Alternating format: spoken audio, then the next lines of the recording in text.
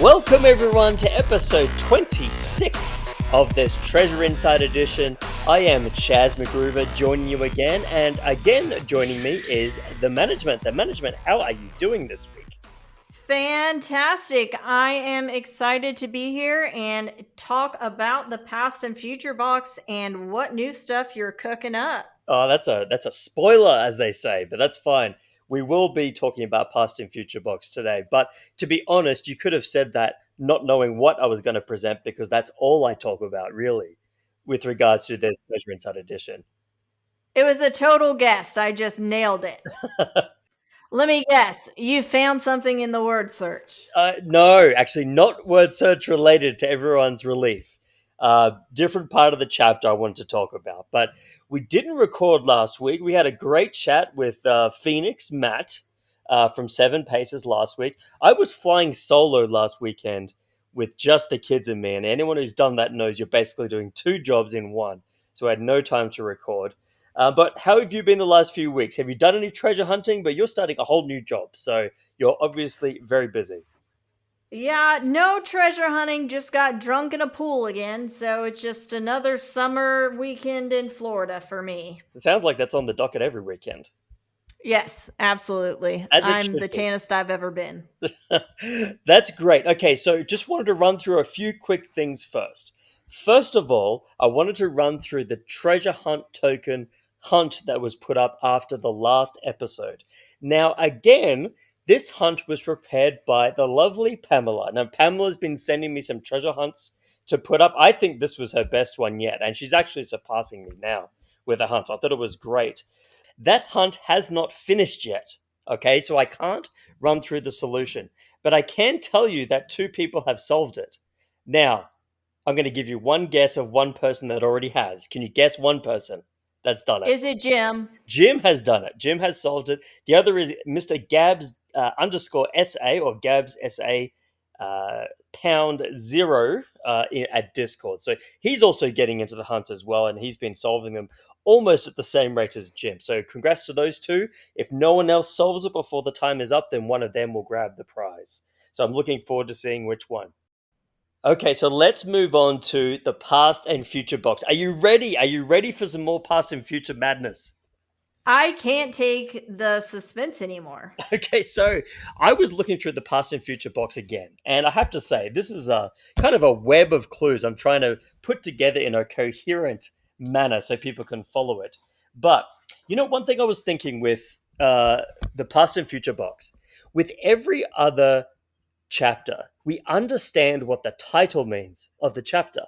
We have the Forest Fen box, we have the Pokemon box, we have the Appalachian Trail box, we have the Lion's Share, which means the bulk of the treasure, even though you came up with a brilliant Aesop's Fables description for it, it kind of makes sense, right?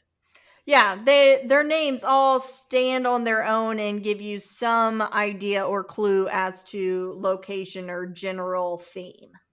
Right. So I was thinking the past and future box. Let me think about this for a second. What does he even mean by past and future? Now, some people have had theories about we're looking at games from the past, we're looking at Bitcoin from the future, but nothing that's really tied it together.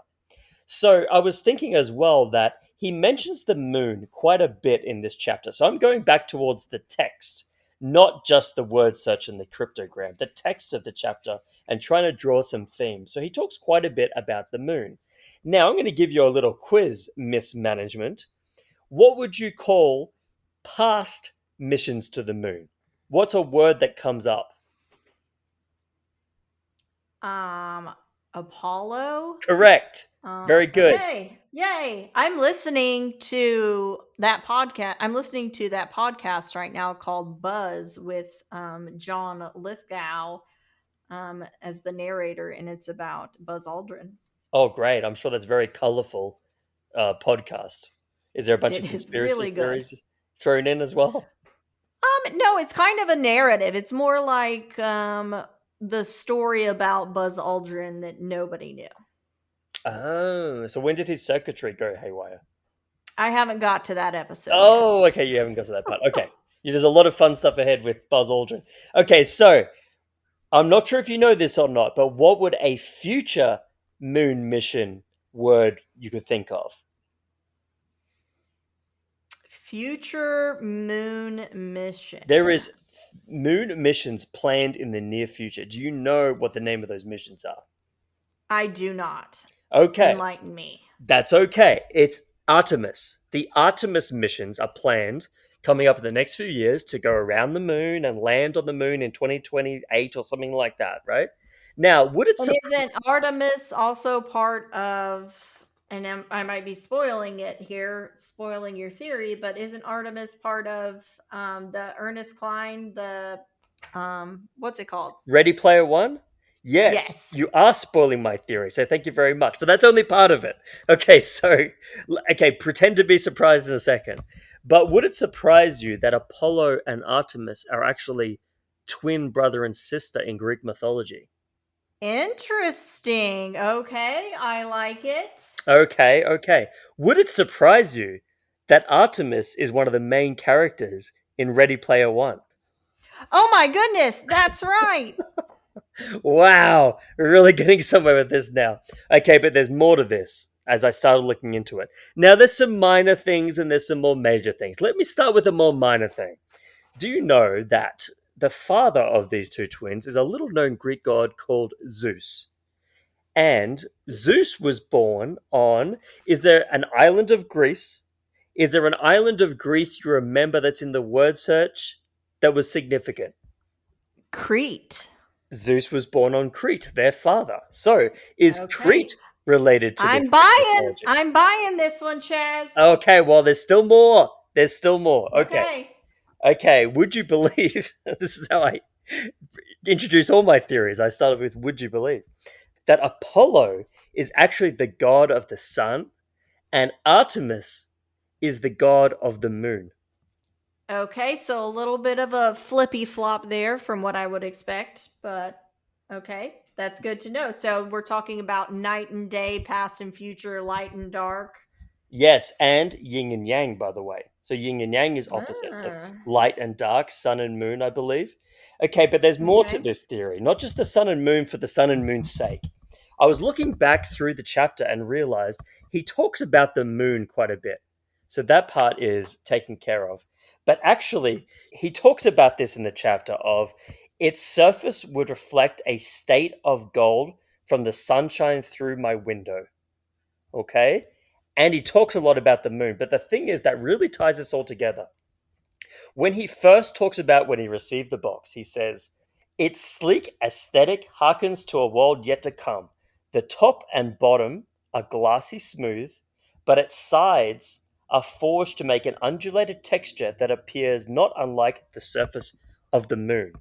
And later on in the chapter, he says, I would often look at our futuristic styled treasure box as it sat in my office. Its surface would reflect a state of gold from the sunshine through my window. Now, keen listeners to this Treasure Inside edition would know that we've already brought that line up before of it would reflect a state of gold. And everyone jumped to, as rightly so, that he must be talking about California, the state of gold. But maybe what we missed here, extra in that sentence, was he's talking about the smooth surface reflecting light and the sun, and the undulating surface being like the moon. So he's got some sort of yin and yang, moon and sun, Apollo and Artemis thing going on in this whole chapter. How are we doing so far? So far, so good. And I'd like to point out, and I don't know if this ties in for you or not, but the coin itself has that same moonlight texture on it. But I mean, if you look at the coin, you would think you could easily be looking at a picture of the moon. Yes, but here's the other thing. What's on the other side of the coin? It is a smooth surface It is like the a smooth sun's. surface that might reflect the sun or even look like the sun. You can see even the edges of that as I'm looking at it now kind of look like the edges of the sun with kind of a dark ring around it. and a kind of a bright inner part of it as well.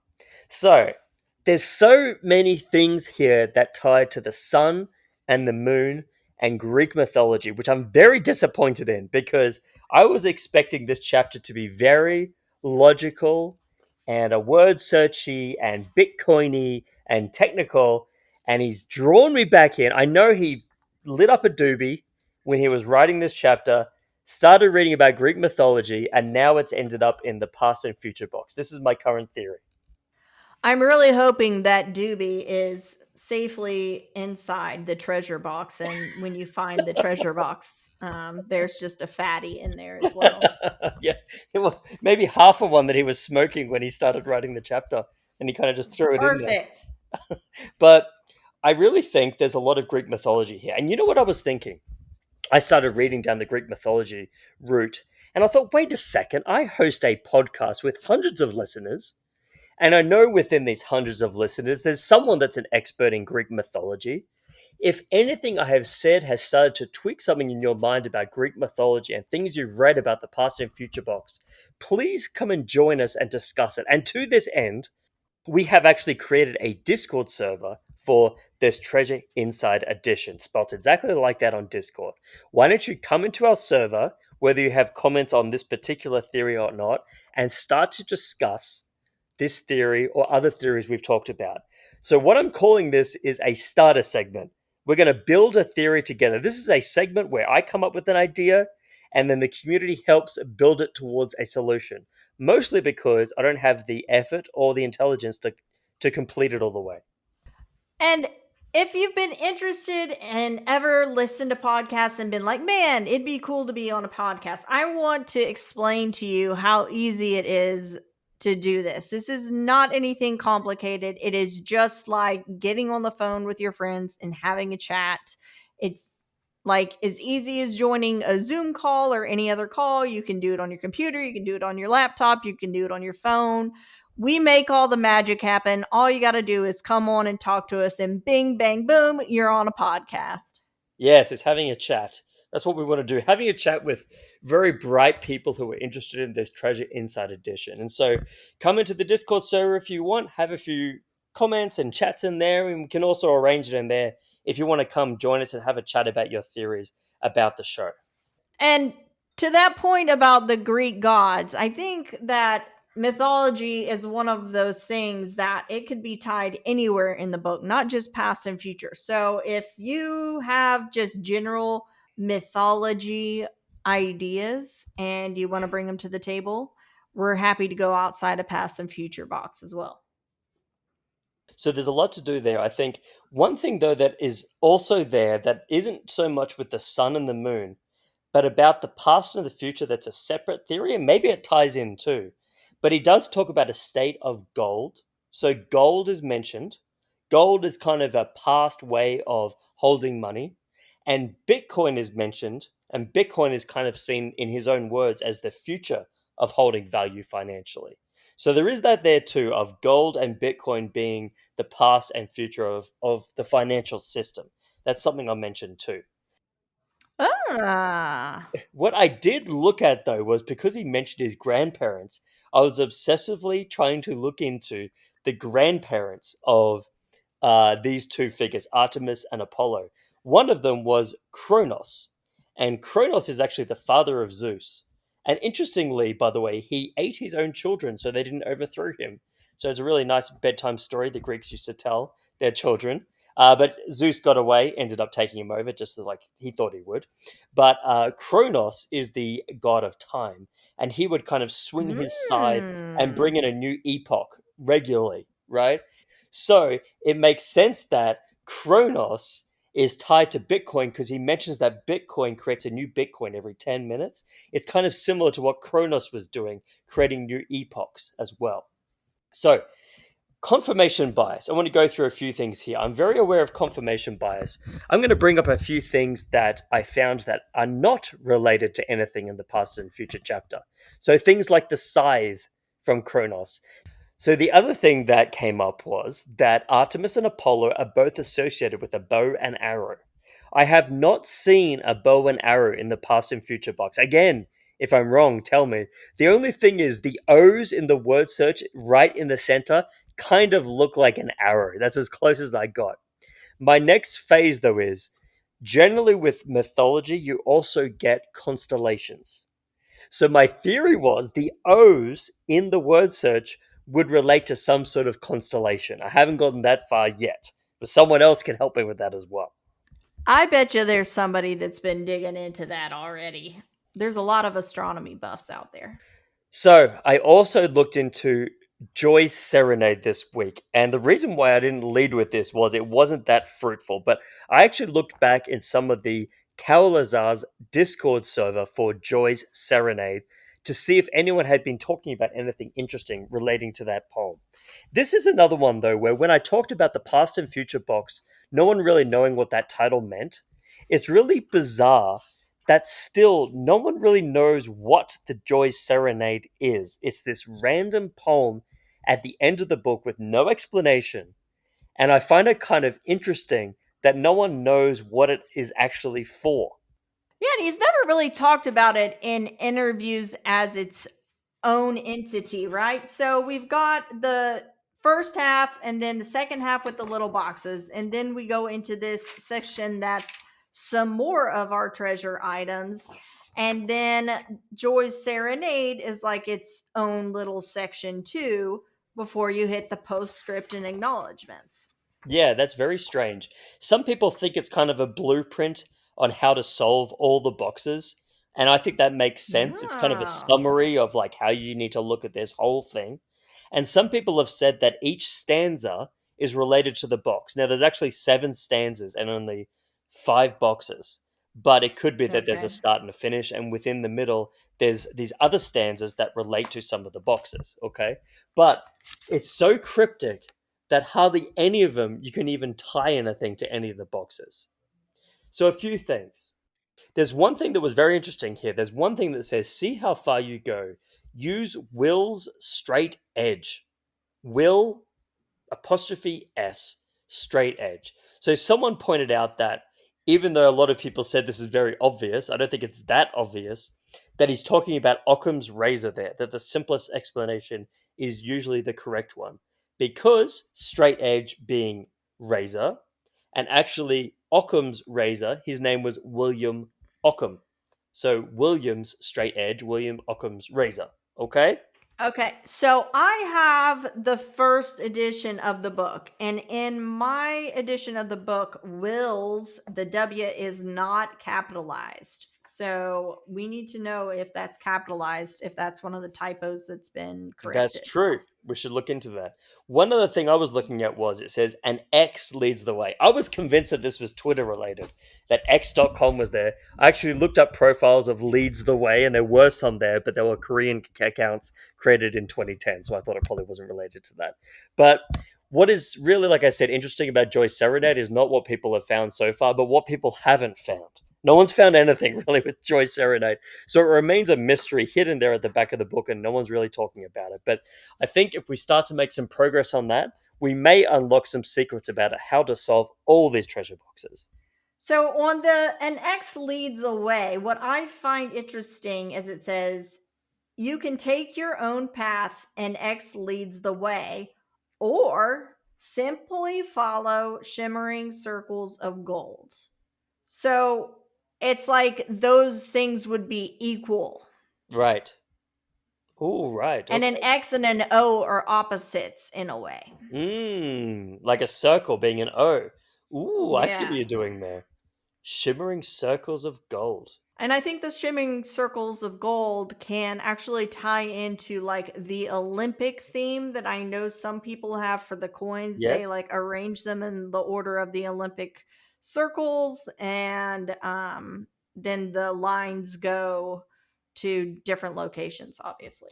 Yes, or the circles are the O's in the word search, and they somehow represent gold because that's what's mentioned in the past and future box chapter. All comes back to past and future. Everything's about the past and future box to You're right. Chaz. When you're a hammer, everything's a nail. So, and I will note here that pretty much everything else is music related.